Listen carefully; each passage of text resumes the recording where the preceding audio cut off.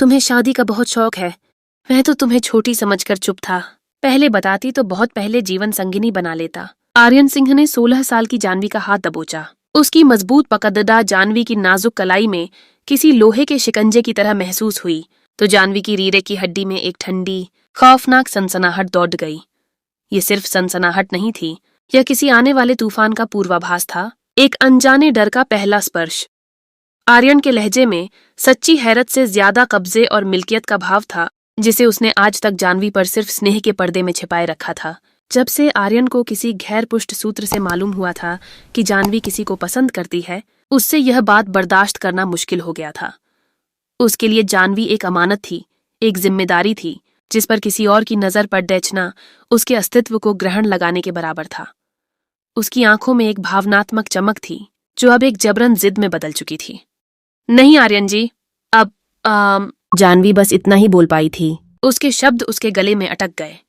इससे पहले कि वह अपनी बात पूरी करती, आर्यन का चेहरा गुस्से से लाल हो चुका था। उसकी भौहें तन गई थीं और आंखों में आग सी भदक उठी थी। वह गुस्से से दहाड़ा, जी नहीं हूं तुम्हारा, क्या हूं ये सब तुम्हें मालूम हो जाएगा। ये महज शब्द नहीं थे, ये एक अल्टीमेटम था, एक फैसला जो वह सुना चुका था। उसकी गिरफ्त अब जानवी के बाजू से निकलकर उसकी कलाई को सख्ती से मरोड़ रही थी। दर्द से जानवी की आंखों में आंसू आ गए, मगर आर्यन को उसकी परवाह न थी। जानवी को कमरे में बंद किए, दरवाजे पर बाहर से कुंडी लगाते आर्यन वहां से जा चुका था। जानवी का दिल डूब चुका था। कमरे की चार दीवारी उसे जेल से कम महसूस नहीं हो रही थी। बाहर का सुकून अंदर के तूफान को और भी खौफनाक बना रहा था। वह बिस्तर पर गिरकर अपना मुंह तकिए में छिपाकर सिसकियां भरने लगी। उसे महसूस हो रहा था जैसे उसकी मासूमियत और आजादी आखिरी सांसें ले रही हों। अगली सुबह जानवी के लिए तकलीफदेह कयामत से कम न थी। सूरज की किरणें भी उसे जला रही थीं। उसका दिल तेजी से धड़क रहा था। हर धड़कन किसी अदृश्य आफत की खबर दे रही थी। ठीक वक्त पर आर्यन पंडित जी और 2 गवाहों के साथ उसके कमरे में दाखिल हुआ था। पंडित जी के चेहरे पर बेयकीनी और दहशत के तासुरात थे, मगर आर्यन के मजबूत चेहरे और हाथों में मौजूद भारी रकम ने उन्हें चुप रहने पर मजबूर कर दिया था। चंद ही लम्हों में हिंदू रीति रिवाजों के अनुसार अग्नि के साथ फेरे ले गए, मगर यह सब जानवी की रजा और इरादे के बिना हुआ था। जानवी रो रही थी, उसके जिस्म पर लर्जा तारी था, उसके कदम बोझिल थे, मगर आर्यन ने उसके हाथ को इतनी सख्ती से पकड़ डट रखा था कि वह हिल भी नहीं पा रही थी। यह शादी हिंदू धर्म के 8 तरीकों में से एक राक्षस विवाह की तरह थी, जहां लड़की को जबरदस्ती या अगवा करके शादी की जाती है। शादी पूरी हुई और जानवी जबरदस्ती आर्यन की धर्मपत्नी बन चुकी थी। आपने अच्छा नहीं किया, वह अपने आंसुओं की झड़ी में आर्यन को देखते रोते हुए बोली। उसका लहजा बेबसी और इल्जाम से भरा हुआ था। उसकी आवाज में वह चुभन थी जो आर्यन को पहली बार अपने के पर हल्का सा अफसोस दिलाती, मगर यह अफसोस एक लम्हे से ज्यादा नहीं ठहरा। अगले ही लम्हे आर्यन ने उसे कमर से पकड़ ढते तमाम सामाजिक और वैधानिक HQ से बद्दे आत्मविश्वास के साथ अपनी तरफ खींचा। जानवी का वजूद उसके फौलादी बाजुओं में दब गया। उसकी आंखों में अब बेरहम फतेहमंदी की चमक थी। दूसरी तरफ जानवी की कजन के घर का मंजर बिल्कुल अलग था। तुम यहाँ क्या कर रही हो?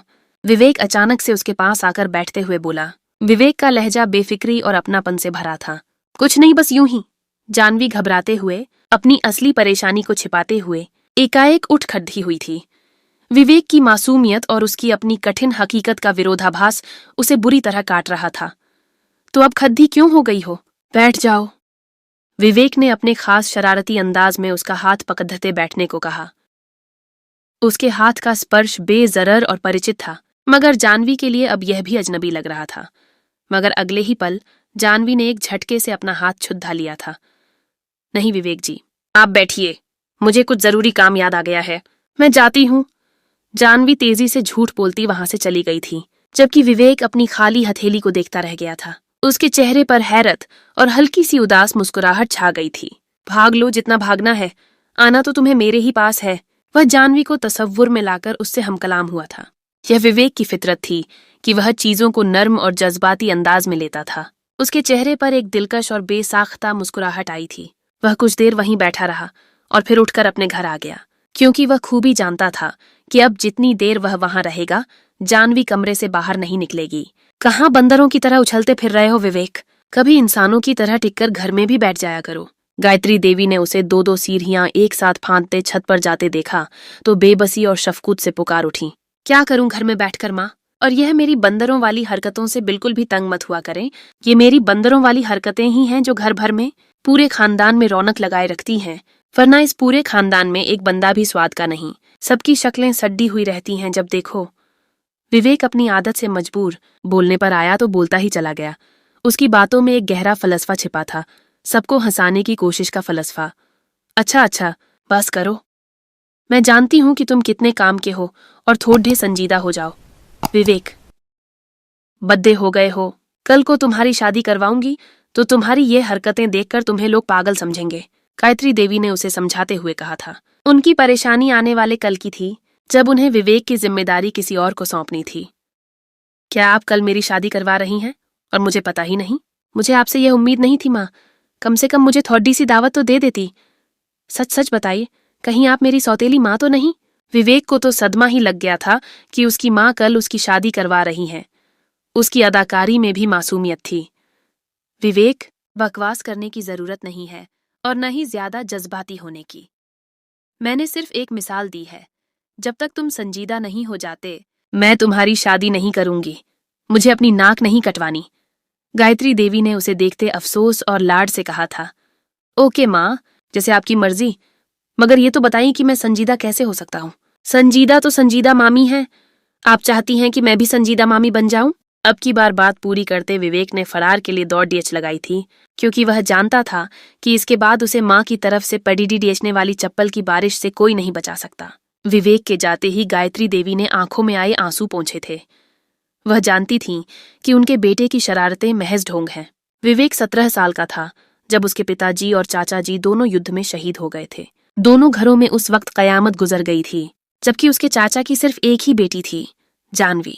मौत के काफी अरसे के बाद भी उनके घर यूं ही सोगवारियत थी जैसे रोजे अव्वल से थी। विवेक ने इन सब को यूं देख देख कर बेहद परेशान होकर यह फैसला किया था कि वह अपनी संजीदगी को खैर बात कहेगा। वह संजीदगी जो उसकी शख्सियत का खासा थी, मगर घर वालों को इस हाल में देखकर उसे अपनी शख्सियत में बदलाव लाना पड़ता था, और तब से ही वह खुश मिजाज हो गया था। घर से बाहर वह चाहे जैसे भी रहता, मगर घर के अंदर उसकी शरारतें और रौनक उरूज पर होती थीं। आर्यन की मालकियत और आरती की दखल।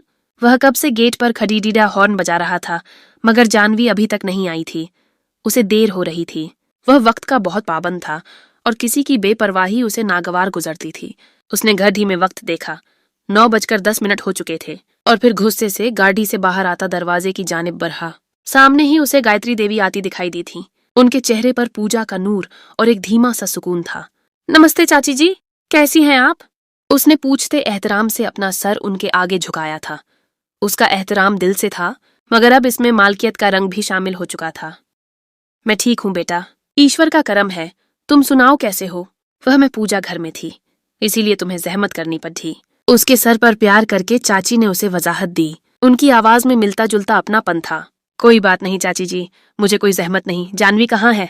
देर हो रही है, उसे कॉलेज नहीं जाना? आर्यन ने फिक्रमंदी और इजारेदारी के मिले जुले तासुरात से इधर उधर देखते हुए पूछा था। जानवी को कॉलेज ले जाने की जिम्मेदारी उसी की थी। यह उसका लाजमी फर्ज था और वह इसे पूरी संजीदगी से निभाता था।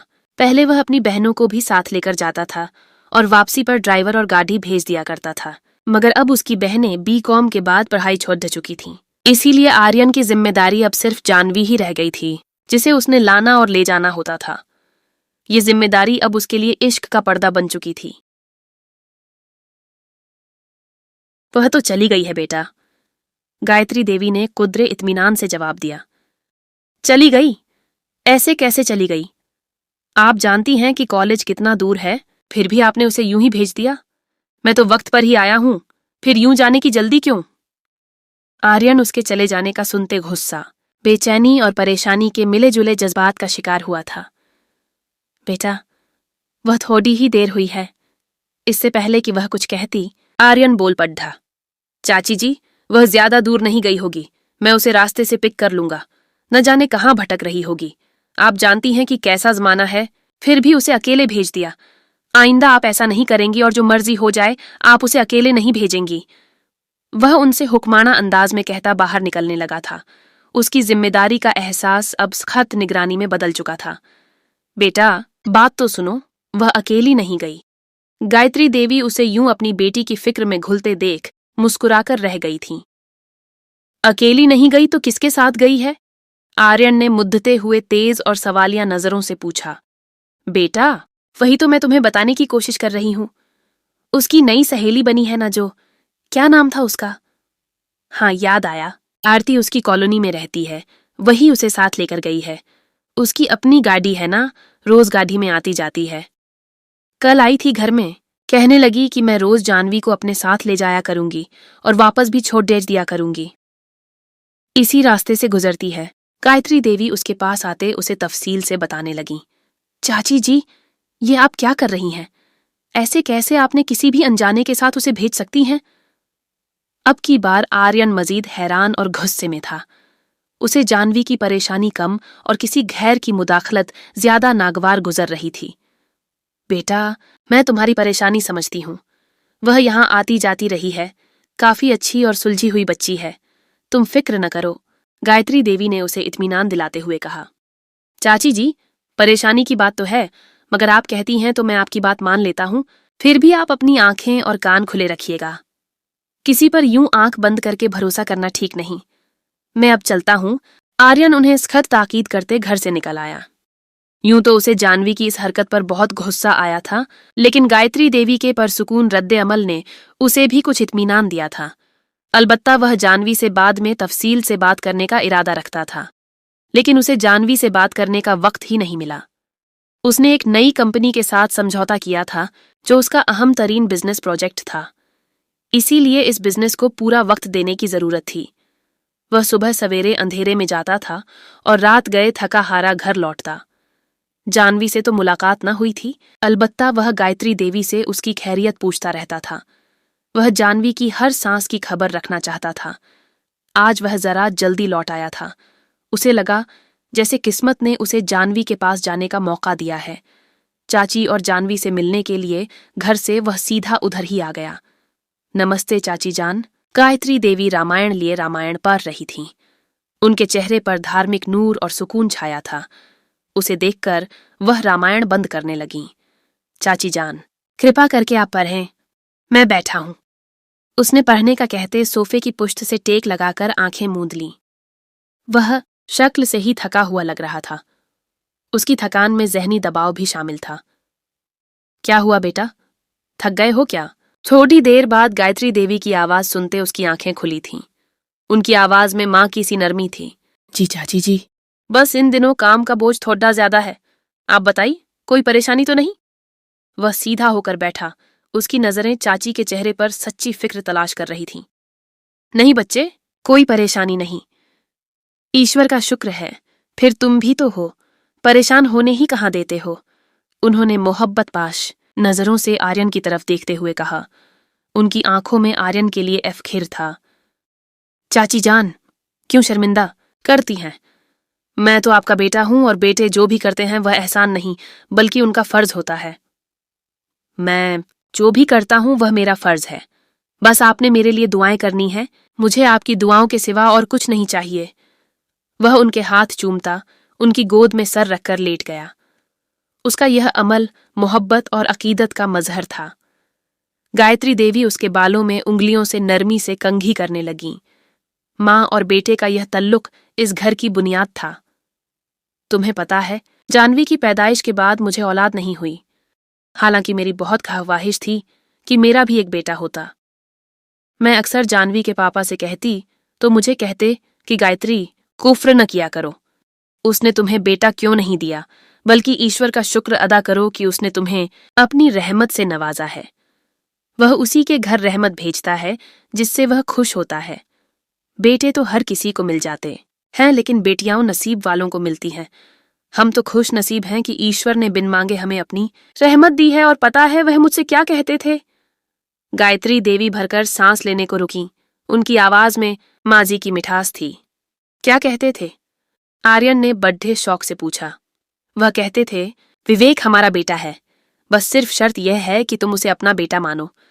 अगर उसने तुम्हें सगी मां की जैसा मान नहीं दिया तो तुम मुझे कहना कि आप गलत थे। तुम्हें पता है कि जब मैंने तुम्हारे चाचा की अर्थी देखी तो मुझे लगा कि मेरी दुनिया अंधेर हो गई है। मैं और मेरी बेटी लावारिस हो गए हैं। मैं बहुत कमजोर पडडीएच गई थी। मुमकिन था कि मैं तुम्हारे चाचा के साथ ही चली बसती, लेकिन जब मैंने तुम्हें देखा कि कैसे तुमने अपने उन कमजोर कंधों को मजबूत करते उन पर अपने बाप और चाचा की अर्थी उठाई, बस वही वक्त था जब तुम मुझे जीना सिखा गए थे। मुझे तुम्हें देखकर हौसला मिला था। तुम्हारे चाचा सच कहा करते थे कि तुम मेरे ही बेटे हो, मेरे अपने बेटे। गायत्री देवी की आंखें भर आई थीं। उन्होंने नीचे झुकते आर्यन का माथा चूमा था। यह जज्बाती लम्हा खानदान की यकजहती को जाहिर करता था। चाची जी, आप मुझे जानवी से ज्यादा चाहती हैं क्या? आर्यन ने मोहब्बत में डूबा एक शरारती सवाल किया। अरे पागल, ये कैसा सवाल है? उसकी अपनी जगह है, तुम्हारी अपनी। तुम दोनों मेरे बच्चे हो। ईश्वर न करे मैं तुम दोनों में फर्क कर सकूं। क्या परेशानी है चाची जी? खुश रहा करे ना। आर्यन ने उनके माथे पर परेशानी की लकीरें देखते हुए कहा।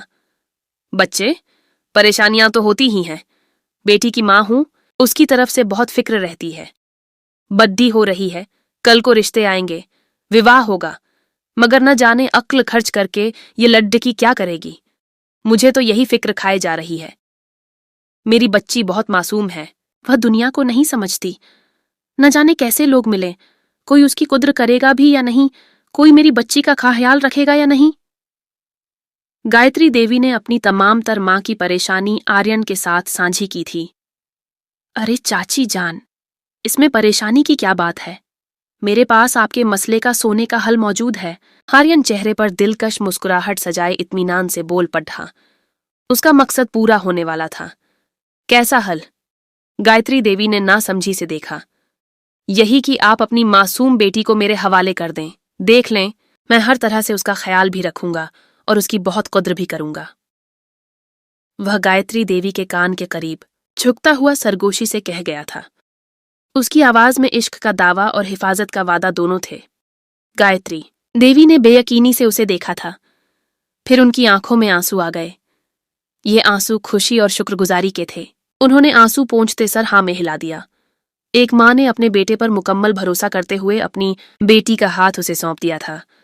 आर्यन के चेहरे पर दिलकश मुस्कुराहट मजीद चौधी हो गई। उसका दिल बाग बाग हो गया था। दिल चाह रहा था कि उठकर भांगता डाले। अभी बस उसे अपनी मां से बात करके उन्हें मनाना था और उसे यकीन था कि वह भी मान जाएंगी। चाची, जानवी कहाँ है? एक कप चाय तो भिजवा दें। आर्यन ने चाय के बहाने जानवी का दीदार करना चाहा। उसका इश्तियाक अब बेसब्री में बदल चुका था। बेटा, वह तो आरती की तरफ गई है। आरती की सालगिरह थी, नाराज हो रही थी। उसे लेने के लिए घर आ गई। मजबूरन मुझे भेजना पड़ा। कुछ देर तक आ जाएगी। तुम बैठो, मैं तुम्हारे लिए चाय बनाकर लाती हूँ। गायत्री देवी आर्यन को कहते किचन में चली गई थीं, जबकि मारे गुस्से के आर्यन की रगें फूल गई थीं। वह जवान जहां लड्ढकी, यूं कैसे किसी के भी घर जा सकती है? उसकी मालकियत का एहसास फौरन जाग उठा था। वह जानवी की इस आजादी को बर्दाश्त नहीं कर पा रहा था। कॉलेज में जानवी और आरती के दरमियान होने वाली गुफ्तगू का आगाज एक आम सी बात से हुआ था। आरती की चालाकी और जानवी की सादगी का यह पहला टकराव था। जानवी, यह लो मेरी जन्मदिन का कार्ड, तुमने लाजमी आना है। आरती ने एक चमकता हुआ कार्ड उसकी तरफ बढ़ाया था। जन्मदिन मुबारक। तो यूं आरती, तुम्हारी सालगिरह आज ही है क्या? जानवी ने उसे जन्मदिन की मुबारकबाद देते हुए हैरत से सवाल पूछा। हाँ, क्यों, क्या हुआ?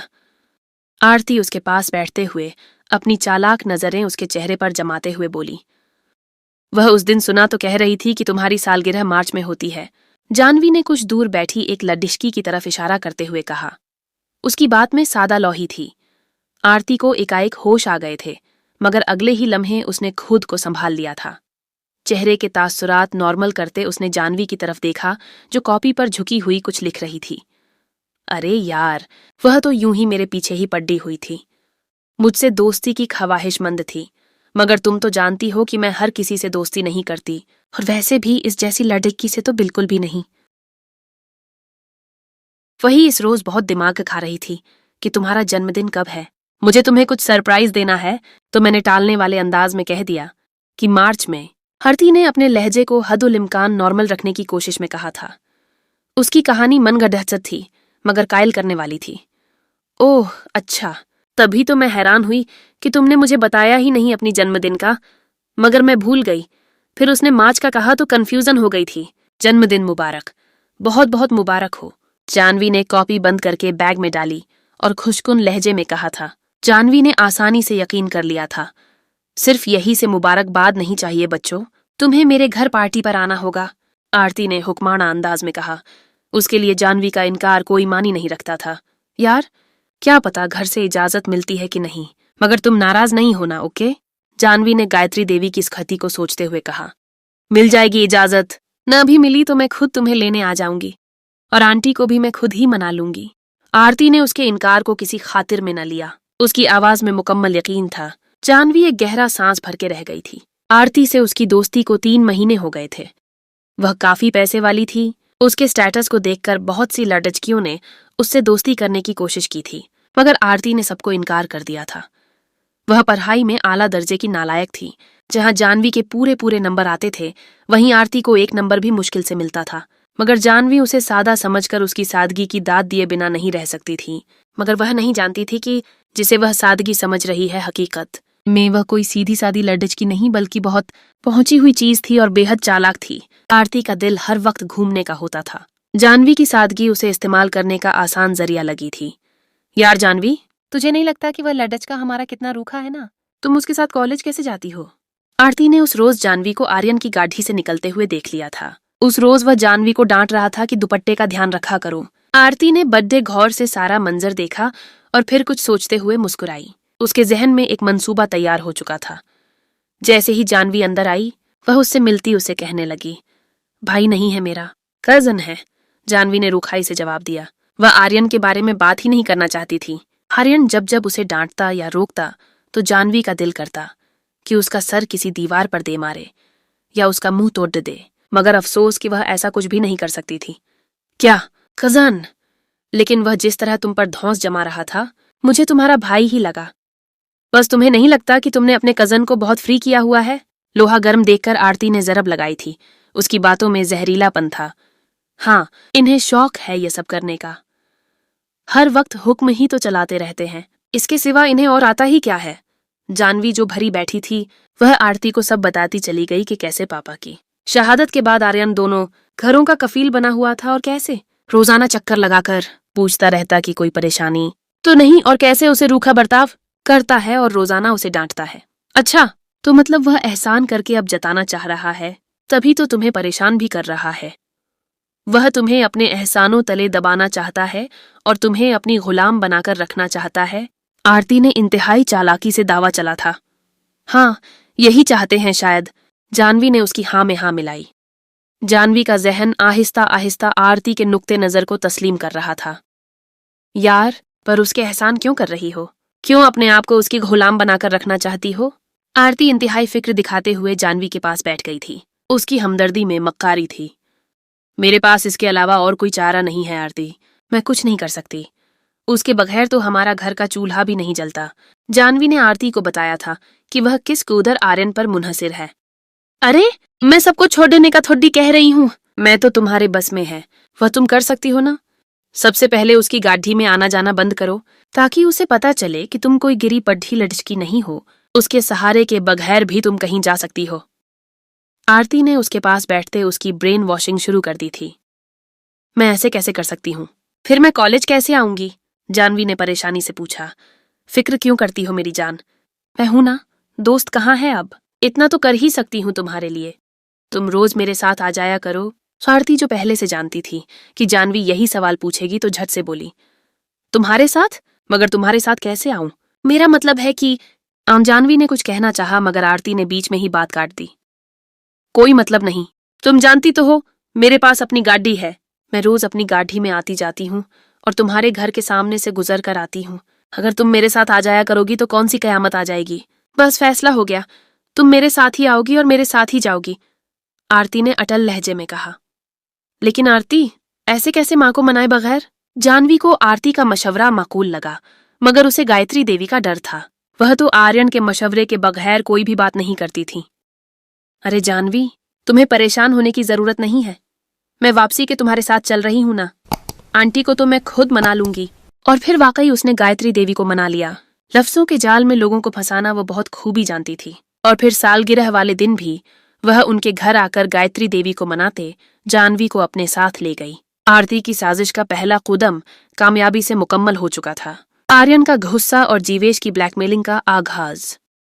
आर्यन अपने घर की छत पर था जब जानवी के घर के बाहर एक बड्ढी सी कीमती गाढ़ी आ रुकी।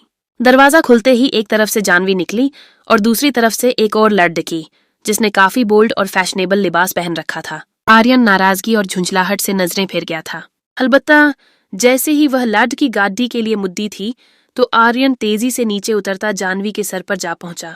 उसके कदमों में गुस्सा और जलन शामिल थी। ये किस किस्म की दोस्तें बना रखी हैं तुमने, जिनको पहनने ओढ़ने की तमीज भी नहीं है? उसकी कलाई दबोचते सख्ती से अपनी तरफ मुद्दते हुए पूछने लगा।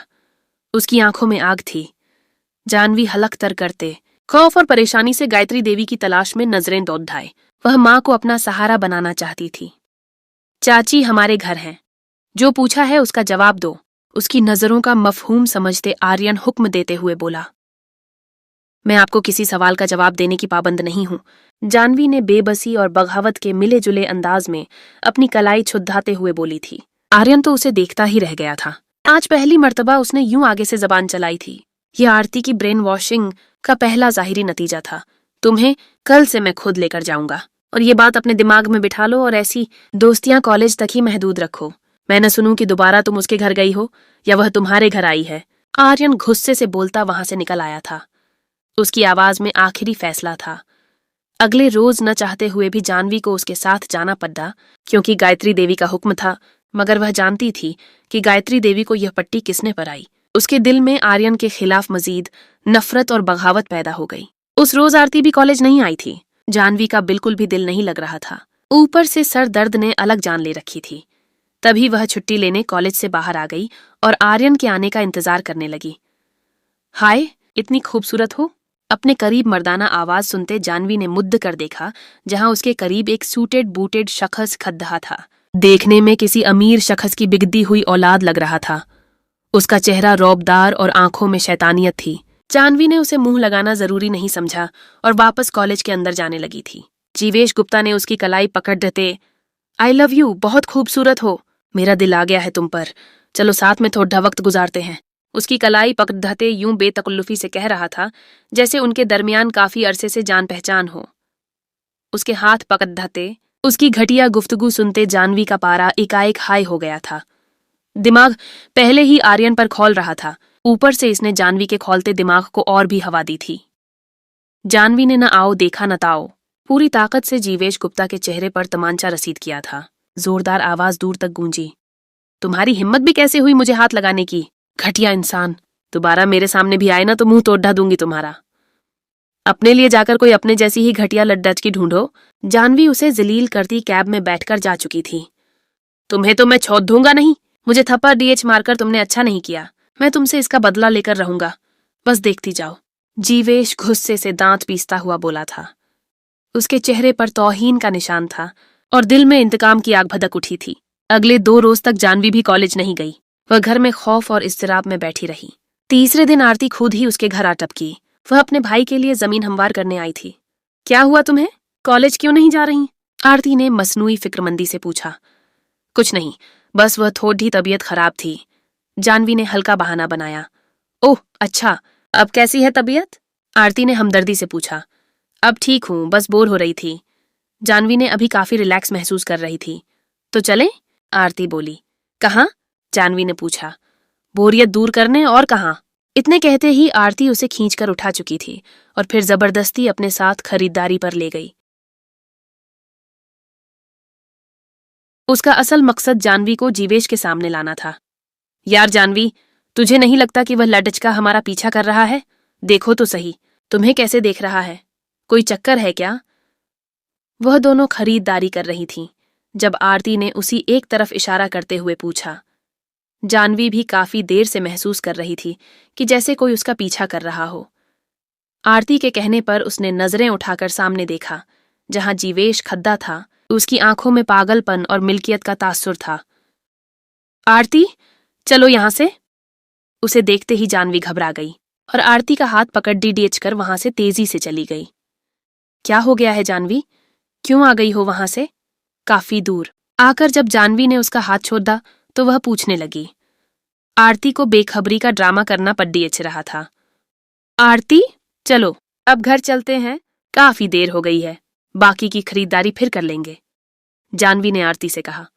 उसकी आवाज में गहरा खौफ था। लेकिन यार, मुझे बात तो बताओ, पता तो चले माजरा क्या है। आरती गाड़ी की तरफ आती उसे पूछने लगी। जानवी ने उसे उस रोज होने वाली अपनी और जीवेश की मुलाकात के बारे में सब कुछ बता दिया। ये तुमने सही नहीं किया जानवी, हो सकता है कि उसको वाकई तुमसे मोहब्बत हो। आज भी देखो तो कैसे आंखों में मोहब्बत के चिराग जलाकर तुम्हें देख रहा था। आरती को जीवेश से हमदर्दी आ गई थी। उसकी हमदर्दी मुकम्मल फरेब थी। आरती, प्लीज, मुझे इस मौजूआ पर कोई बात नहीं करनी। मुमन्ता, जानवी ने कहा तो आरती खामोश हो गई। वह जानती थी कि उसके भाई का अगला क्यूदम क्या होगा। अगले ही रोज वह फिर से जानवी का रास्ता रोके खड़ा था। आरती नहीं आई थी। क्या तकलीफ है तुम्हें? क्या चाहते हो? जानवी ने दबे दबे लहजे में पूछा। वह वहां कोई तमाशा नहीं लगवाना चाहती थी। सिर्फ तुम्हें, यह एक लफ्जी जवाब था जिससे जानवी की आंखें पूरी की पूरी खुल गई थीं। जीवेश का जुनून अब वाज़ेह था। मैं कल तुम्हारे घर रिश्ता भेज रहा हूं और तुम खुद अपने घर वालों को इस रिश्ते के लिए मनाओगी, जीवेश ने पुरअसरार और पुरएतमाद लहजे में कहा था। तुम्हारी भूल है कि तुम जैसे इंसान पर भी थूकना पसंद नहीं करते, जानवी ने हकारत से कहा। जवाबन जीवेश मुस्कुरा दिया। उसकी मुस्कुराहट में एक शैतानियत थी। वह तो बाद में देखेंगे, देखो कौन किस पर थूकता है और किस पर नहीं। फिलहाल तुम इस पर गौर करो जो मैंने तुम्हें कहा है। तुम रिश्ते से इनकार नहीं करोगी? जीवेश उसकी आंखों में आंखें डालते हुए बोला था। बिल्कुल भी नहीं करूंगी, जानवी ने भी उसे टका सा जवाब दिया था और फिर अपनी गाड़ी की तरफ जाने लगी। तुम वही करोगी जो मैंने कहा। अगर तुमने ऐसा न किया तो अपना वीडियो ऐप खोलकर चेक कर लेना। फिलहाल तुम्हारे लिए सरप्राइज है, लेकिन अगर तुमने मेरे रिश्ते से इनकार किया तो यह सरप्राइज मैं बतौर तोहफा तुम्हारी प्यारी माँ और ताया जी की फैमिली के हर हर फर्द को भेजूंगा। सोच लेना फिर। वह खुद तुम्हें मेरे साथ रुखसत कर देंगे, मगर हर तल्लुक तोद कर। फैसला तुम्हारा है, तुम्हारे जवाब का मुंतजिर रहूंगा, जीवेश उसे कहते हुए वहां से चालाकी से मुस्कुराता हुआ चला गया। जानवी भी सर झटकते हुए आन बैठी थी। उसका दिल तेज धड़क रहा था। कुछ सोचते हुए उसने मोबाइल निकालकर स्क्रीन ऑन की थी। वीडियो ऐप खोलते हुए उसे अनजाने नंबर से ढेरों मैसेजेस मौसूल हुए थे। धड़कते दिल के साथ जानवी ने ज्यों ही वह चैट खोली, उसे अपनी आंखों के सामने दुनिया अंधेर होती हुई महसूस हुई थी। उसका सांस सीने में अटक गया था। उसकी तस्वीरों को एडिट करके इंतहाई फूश लगा दिया गया था। उस पर सिर्फ चेहरा जानवी का था, बाकी ईश्वर जाने कौन था कौन नहीं। जानवी के तो पसीने छूट गए थे। तभी उसे एक और पैगाम मौसूल हुआ। उम्मीद है तुम अपनी मर्जी से मेरे हक में फैसला दोगी, वरना कोई बात नहीं। यह तस्वीरें देखने के बाद तो तुम्हारे घर वाले इज्जत की खातिर खुद तुम्हें मेरे साथ रुखसत कर देंगे। दोनों सूरतों में तुम मेरी हो। अब सोच लो, इज्जत से आना है या वैसे ही। मुझे दूसरा ऑप्शन ज्यादा पसंद है। जानवी के होश उड़ गए थे। वह शदीद सदमे में थी। वह जाने किस हालत में घर पहुंची थी और घर आते ही कमरे में बंद हो गई थी। वह पूरी रात उसने जीवेश की मिन्नतें करने में गुजार दी थी कि उसे जितने रुपए चाहें वह ले ले, मगर उसका पीछा छोड़ दे। मगर जीवेश भी अपने नाम का एक ही था, घटिया शख्स। मेरा पीछा छोड़ दो, जानवी ने एक आखिरी बार बेबसी से कहा। हाय डार्लिंग, घटिया भी कहती हो और छोड़ने का भी। अगर छोड़दश दिया तो घटिया कैसे रहूंगा?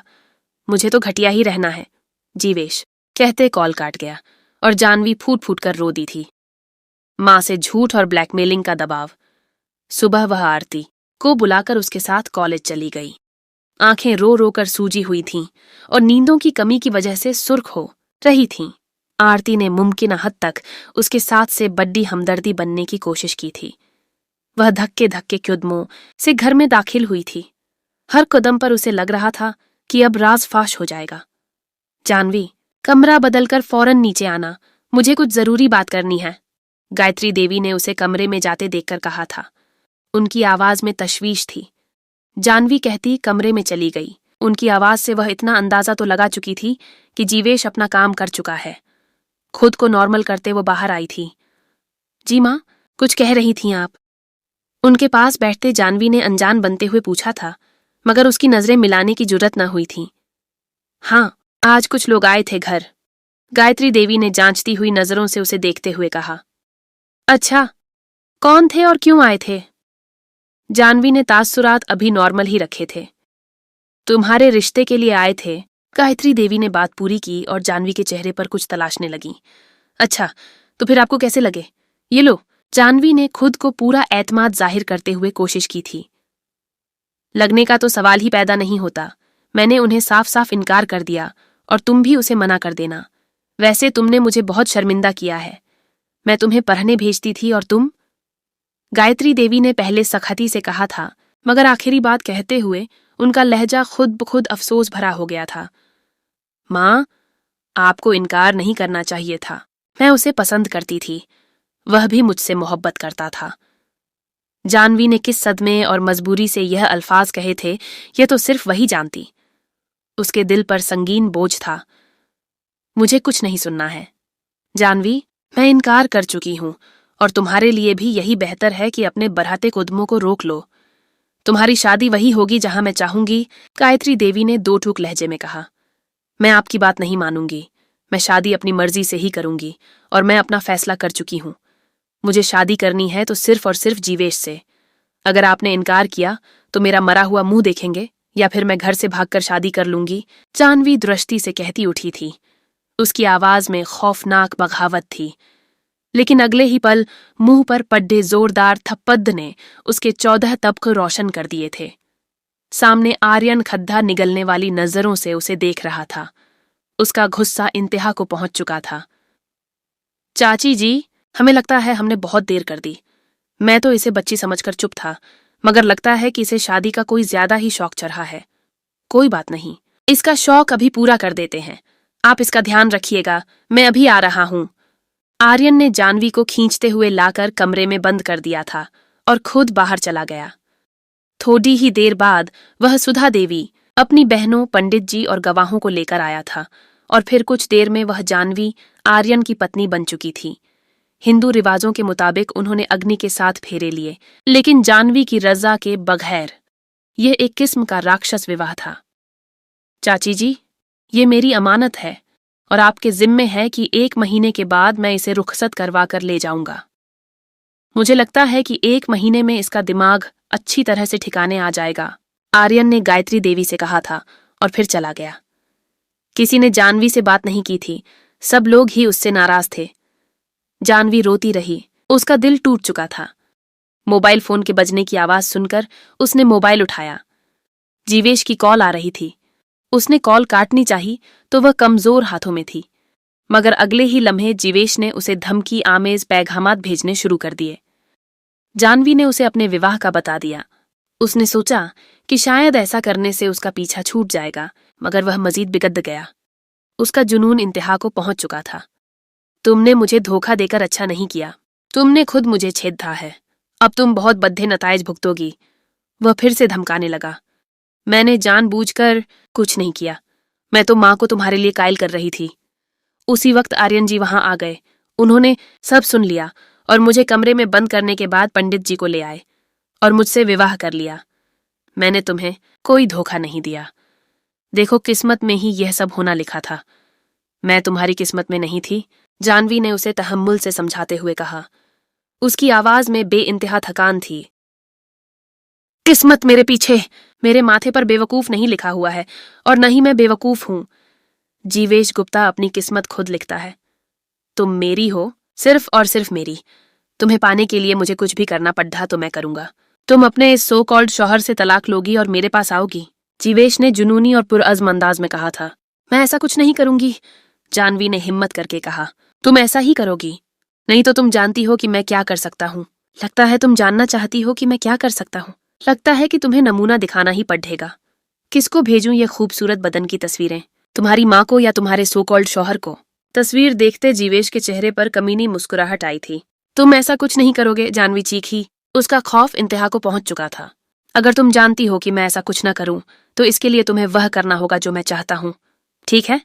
ख्याल रखना अपना, फिर बात होगी। जीवेश जानवी पर सुकून से बात करते कॉल काटकर सुकून से सो गया था, जबकि जानवी की सारी रात कांटों पर गुजरी थी। आर्यन की तहकीकात और जानवी का तलाक का मुतालबा। सोनिका 2 दिन बाद उसके फाइनल पर्चे शुरू होने वाले थे और उसने सारे पर्चे गायब दिमागी से ही दिए थे। 15 दिन कैसे गुजरे कुछ पता ही नहीं चला, मगर जानवी खूब जानती थी कि जिसका एक एक लम्हा अजियत से गुजरा था। अभी पिछले 2 रोज से जीवेश उसे मैसेजेस किए ही जा रहा था और उसका एक ही मुतालबा होता था कि आर्यन से तलाक लो और मुझसे शादी कर लो। जानवी इनकार ही नहीं कर सकती थी, क्योंकि जब भी जानवी इनकार करती वह उसे फिर से वही धमकी देता कि उसकी तस्वीर उसके घर वालों को भेजेगा। जानवी मजबूरी के तहत उसकी बातें मानने पर मजबूर हो रही थी और पिछले 2 दिन से वह उसे फिर से मिलने के लिए बुला रहा था। क्या मसला है तुम्हारे साथ? क्यों मुझे सुकून का सांस नहीं लेने देते? उसकी कॉल उठाते ही जानवी थकन और चिद्दाहट से बोली, अपने सुकून की बद्दी परवाह है, मेरे सुकून का क्या जो सिर्फ तुम्हें देखकर ही मिलता है, जीवेश ने लुफराना और जुनूनी अंदाज में कहा था। जानवी ने उसका जवाब देना जरूरी नहीं समझा। जानवी जाने मन, अगर तुम आधे घंटे के अंदर अंदर लोकेशन पर नहीं पहुंची तो मैं तुम्हें पिक करने तुम्हारे घर आ जाऊंगा। फिर मुझे किसी चीज का गिला मत देना कि मैंने तुम्हारा सुकून बर्बाद कर दिया। इंतजार कर रहा हूं मैं तुम्हारा। आधे घंटे का मतलब सिर्फ आधा घंटा ही है। जीवेश उसे आखिरी तारीख देते कॉल कट कर गया। जगह देखते जानवी ने फोन दीवार पर दे मारा, मगर तब उसे एहसास हुआ कि वह क्या कर चुकी है। वह ठीक होने के बाद बाहर आई। गायत्री देवी पौधों की देखभाल में मसरूफ थीं। माँ, मैं बाहर जा रही हूँ, फोन टूट गया है उसी मरम्मत करवाने, उसने गायत्री देवी की तरफ देखते हुए झूठ का सहारा लेते हुए कहा। कोई जरूरत नहीं है कहीं जाने की, घर में बैठो। आर्यन को देना फोन, वही ठीक करवा देगा, गायत्री देवी ने उसकी तरफ देखते हुए जवाब दिया था। उसके साथ ही जा रही हूँ, आपको फिक्र करने की जरूरत नहीं है। जानवी ने बेशर्मी से एक झूठ पर मजीद एक झूठ बोला और साथ तनकना न भूली थी। उसके साथ कैसे जा रही हो? वह तो सुबह से ही दफ्तर चला गया, अब तुम झूठ भी बोलोगी? वह हाथ में झाड़ू उठाकर हैरत और गुस्से में खद्दी हुई थी। मुझे झूठ बोलने की क्या जरूरत है माँ? आप ही के फोन पर कॉल आई थी, मैंने बताया कि मेरा फोन टूट गया तो कहने लगे कि मैं मेन एस्टेट डेक पर तुम्हारा इंतजार कर रहा हूँ, वहीं आ जाओ, साथ में खाना भी कर लेंगे। जानवी ने नजरें चुराते गायत्री देवी को यकीन दिलाने की पूरी कोशिश की थी। अच्छा, उसने बुलाया है, जाओ फिर, गायत्री देवी उसकी बातों का यकीन करते हुए कहा था। वह शुक्र का कलिमा पढ़ती बाहर निकल आई और थोड़ी ही दूर से रिक्शा लेते उसमें सवार होते मतलूबा जगह पर पहुंच गई थी। जीवेश पहले से ही वहां उसका इंतजार कर रहा था। क्यों बुलाया मुझे? जानवी उसके सामने बैठते हुए थकनजदा आवाज में बोली। अपने सुकून के लिए। वही असली रूखा लहजा था। तुम गलत कर रहे हो जीवेश, देखो तुम्हें मुझसे अच्छी लड़की मिल जाएगी। जानवी ने नाउम्मीदी से समझाना चाहा। अपने से अच्छी लड़की ढूंढकर तुम अपने शौहर को क्यों नहीं दे देती? हर वक्त मुझे ही मशवरे देती रहती हो। अपने शौहर को ढूंढ कर दो कोई, ताकि वह तुम्हारी जान छोड़ दे और हम दोनों ही खुश हो सकें। जीवेश ने इर्द गिर्द की परवाह न करते हुए जुनूनी अंदाज में कहा। मैं तुमसे मोहब्बत नहीं करती जीवेश। जानवी की बेबसी उरूज पर थी। मगर मैं तो करता हूं ना, जीवेश ने कहा। लेकिन मेरी शादी हो चुकी है जीवेश, तुम ये बात क्यों नहीं समझते? मैं किसी और की हो चुकी हूँ, जानवी ने जिल्लत की हदों को छूते हुए कहा। जानता हूँ, लेकिन यह भी जानता हूँ कि तुम उससे भी मोहब्बत नहीं करती। जीवेश के इत्मीनान में कोई फर्क नहीं आया। लेकिन जीवेश, जानवी ने कुछ कहना चाहा। कितना बोलती हो तुम यार, ये फजूल बातें करते तुम थकती नहीं? छोड़ो इन बोरिंग बातों को, मुझे कुछ नहीं समझाने की जरूरत है। वह बात करते हैं जिसके लिए मैंने तुम्हें बुलाया है।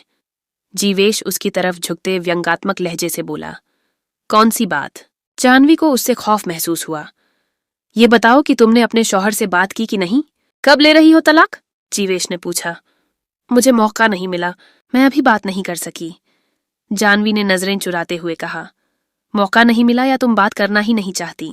आज ही तुम उससे तलाक का मुतालबा करोगी, नहीं तो मेरे पास बहुत से मौके हैं ये तस्वीर तुम्हारे घर वालों को भेजने के। जीवेश ने जानवी की दबती रग पर हाथ रखा था। थोड़ी देर बाद वह वहां से चले गए थे, मगर आर्यन सदमे की हालत में वहां बैठा हुआ था। वह सब कुछ सुन चुका था। उसे रह रहकर जानवी पर गुस्सा आ रहा था। जानवी उसके हाथों अब तक ब्लैकमेल होती रही और उसने उसे बताना भी जरूरी नहीं समझा। तैयार हो जाओ जानवी देवी, अब तुमसे तफसीली मुलाकात होगी क्योंकि तुम्हें इसकी बहुत जरूरत है। आर्यन ने खुद कलामी करते हुए मोबाइल निकालकर एक नंबर मिलाया। हाँ यार वीर, आर्यन बात कर रहा हूँ, सब ठीक है। तुझे मैंने एक गाड़ी का नंबर भेजा है और एक बंदे का नाम। आज शाम तक मुझे इस गाड़ी और गाड़ी के मालिक का सारे तफसीलात चाहिए, ओके? बहुत शुक्रिया, शाम में मिलते हैं।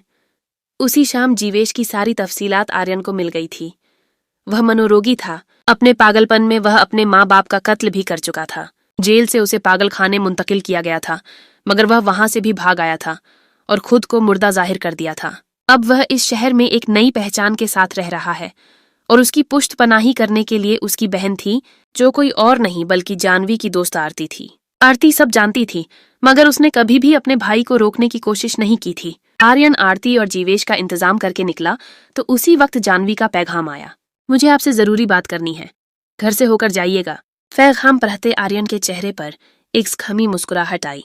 वह जानता था कि जानवी ने क्या बात करनी है। उसने ओके लिखते पैगाम भेजा और मोबाइल जेब में डालते गाड़ी स्टार्ट करते घर के लिए निकल गया। मुझे आपसे तलाक चाहिए। 20 मिनट बाद आर्यन उसके सामने मौजूद था और जानवी ने वही बात की जो आर्यन ने सोची थी। जानवी को लगा कि उसकी बात सुनते ही वह उस पर गुस्सा करेगा, उसे मारेगा, मगर ऐसा कुछ भी नहीं हुआ, बल्कि वह तो इत्मीनान और सुकून से बैठा था, जैसे कुछ हुआ ही ना हो। मैंने आपसे कुछ कहा है। उसकी बेनियाजी महसूस करते जानवी को गुस्सा चढ़ा था। और अगर मेरा जवाब नहीं हो तो? आर्यन ने नरमी मगर चुभते हुए लहजे में पूछा। आर्यन के जज्बात लुटाती नजरों को देख जानवी उलझन में पड़ीएच गई थी। उसकी हथेलियों में पसीना आने लगा और दिल एकाएक कानों में धड़कने लगा। उसकी आंखों में रकम तहरीर जानवी के होश उड़ाने के लिए काफी थी। अभी वह कोई छोटी बच्ची नहीं थी कि उसकी आंखों में मौजूद तलब को न समझती। आप जाइए यहां से, वह रुख मोड़ते हुए बोली। चला जाऊंगा, मगर आपसे सारे हिसाब बेबाक करने के बाद, वह बोझिल लहजे में कहता उसके पीछे आन खड्डा हुआ था। वह जैसे ही पीछे मुद्दी उसके सीने से टकरा गई। तुम मुझे बता सकती थीं, क्या मैं तुम्हारे लिए इतना भी काबिल एतबार नहीं कि वह पागल तुम्हें ब्लैकमेल करता, और तुमने मुझे बताना जरूरी भी नहीं समझा, और आज उसके कहने पर मुझसे तलाक मांगने आई हो? आर्यन ने उसका गला दबोचे रखा और उसे दीवार से लगा दिया और गुर्राते हुए पूछा। जवाबन जानवी जोर जोर से रोने लगी। आर्यन ने तस्सुफ से सर हिलाते हुए गर्दन छोड़ा दी। जब देखो रोती रहती हो। अगर 15 दिन के अंदर अंदर तुमने यह रोना धोना बंद नहीं किया तो भूल जाओ रुखसती को। मुझे धर्मपत्नी चाहिए, बच्ची नहीं कि सुबह और शाम में आंसू और नाक पूंछता फिरूं। आर्यन बुलंद आवाज में कहते उसके कमरे से निकल गया और गायत्री देवी को उसके पास भेजा था। उसे उस वक्त सहारे की जरूरत थी और वह चाहता था कि यह सहारा उसे उसकी माँ ही दे, क्योंकि बाद में सारी जिंदगी उसे आर्यन के सहारे पर ही तो रहना था।